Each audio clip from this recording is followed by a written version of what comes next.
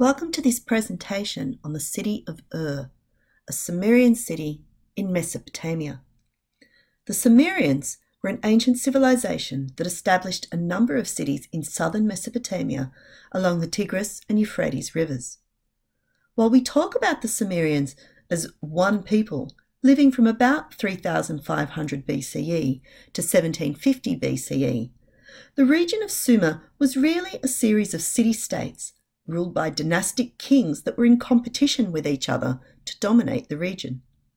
It was a multi-ethnic and multilingual region, but the people were connected to each other by a shared concept of life and ideas of how the world works, as well as shared concepts of kingship and religion. Despite significant periods of conflict, the Sumerians flourished and are known to have built the first urbanized cities in the world, as well as developing the first system of writing, developing irrigation, the wheel, and the 24-hour day, and establishing a culture which influenced many civilizations that came after it. Sumer included at least 12 cities, including the city of Ur in the far south. People had lived at Ur since at least 5500 BCE. When it was established, Ur would have been near the mouth of the Euphrates River, where it met the Persian Gulf, making it a coastal city. Today, the archaeological site of Ur is inland, reflecting how much the coastland as well as the river courses have changed over the past 7,000 years. This area was very fertile in antiquity, producing abundant wheat, barley, dates, flax, and other crops, while fish and fowl were plentiful in the marshes along the river.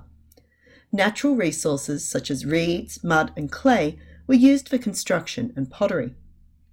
In its coastal position, Ur could benefit from trade not only on the rivers, but also the sea routes to the Arabian Peninsula and the Indus Valley to the east, making it a prime location at this point in time. With the growth of Sumerian civilization, Ur also grew into an urbanized city that played an important role in the early dynastic period of Sumerian history between 2900 and 2340 BCE. But Ur actually came to its fullest power in the 21st century BCE under the rule of the third dynasty of Ur, commenced by King Ur-Namma, who built the great ziggurat of Ur.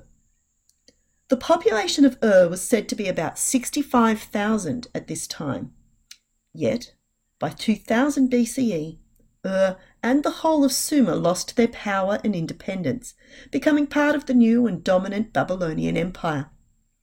People did continue to live at Ur under the new rulers until 400 BCE, when the city was completely abandoned due to water supply problems. Our modern understanding of Sumerian society was not developed until archaeologists began excavating Sumerian sites in the 1800s. Many bricks and small artefacts were on the surface in the area of Ur, although the extent of the city beneath was not known. The first full excavation of Ur took place in 1853 by John George Taylor, supported by the British Museum, and he started to uncover a number of buildings and many finds of tablets with cuneiform writing. Yet, despite Taylor's discoveries, the site was soon abandoned and left in disarray. Many of the exposed ancient bricks, pieces of pottery, and inscribed stones were removed by locals and travellers for construction or as souvenirs, without being recorded or studied, and lost forever. A more scientific and full excavation was undertaken by Sir Charles Leonard Woolley between 1922 and 1934. Woolley, who was funded by the British Museum and the University of Pennsylvania, used more modern and meticulous methods of archaeology. He was innovative with archaeological techniques, but also took care to ensure that his team became experienced before tackling some of the most important finds at the site. One of the focuses of Woolley's early work was a full excavation of the ziggurat of Ur. A ziggurat is a massive rectangular pyramid built in terraces with a temple on top, like an artificial mountain to bring the temple closer to the gods. A number of ziggurats have been found across Mesopotamia, but the Great Ziggurat of Ur is one of the largest. At the base, it is 64 metres by 46 metres and was originally 3 terraces standing between 22 and 30 metres high. 3 monumental staircases led up to the first terrace, with another staircase leading up to the top level where a temple dedicated to the moon god Nanna stood. Nanna was the divine patron of the city of Ur and was said to have ordered King Ur-Namma to build the temple around 2100 BCE.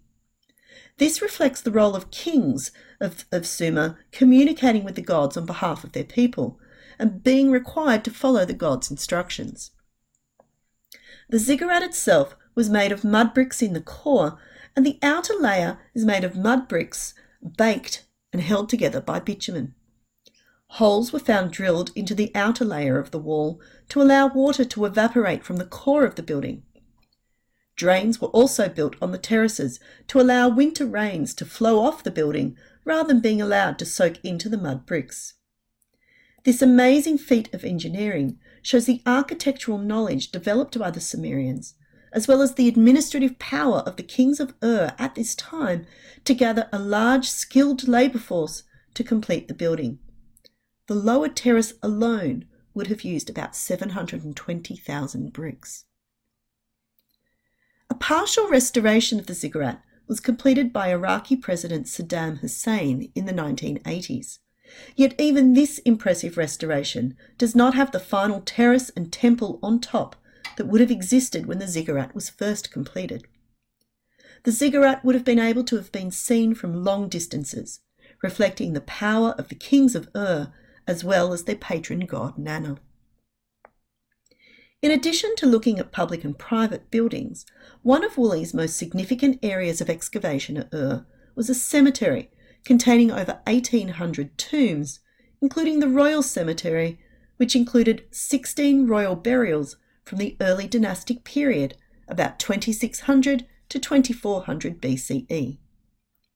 One particular tomb, PG 800, known as Puabi's tomb, contained the body and possessions of Queen Puabi, identified from writing on a number of cylinder seals found in the chamber.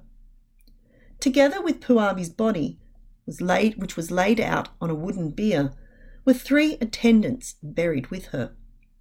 Attached to the chamber was what Woolley called a death pit, which contained 20 people, plus 2 oxen, a chariot, and grave goods such as jewellery and clothing made of gold, lapis lazuli, silver and carnelian, perfume jars, and many other vessels made of stone, metal, and pottery.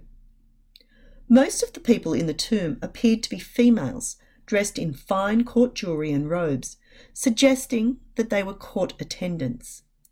The tomb clearly shows us burial rituals of the Sumerians at this time, who had a belief in the afterlife and the practice of attendants taking their own life in order to be buried with their royal master or mistress. Both the luxury of the local and imported grave goods and the sacrificed human attendants reflect the extreme wealth of the kings and queens of Ur, as well as the stratification of society during this early dynastic period. Another interesting find from the royal tombs was an artefact commonly referred to as the Standard of Ur. Found in tomb PG 779, it is a small trapezoidal box about 22 centimetres high and 50 centimetres long.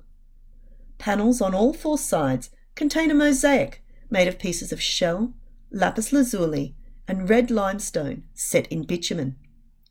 When Woolley found the artefact, the wooden frame had decomposed, leaving the object flat and squashed into the soil.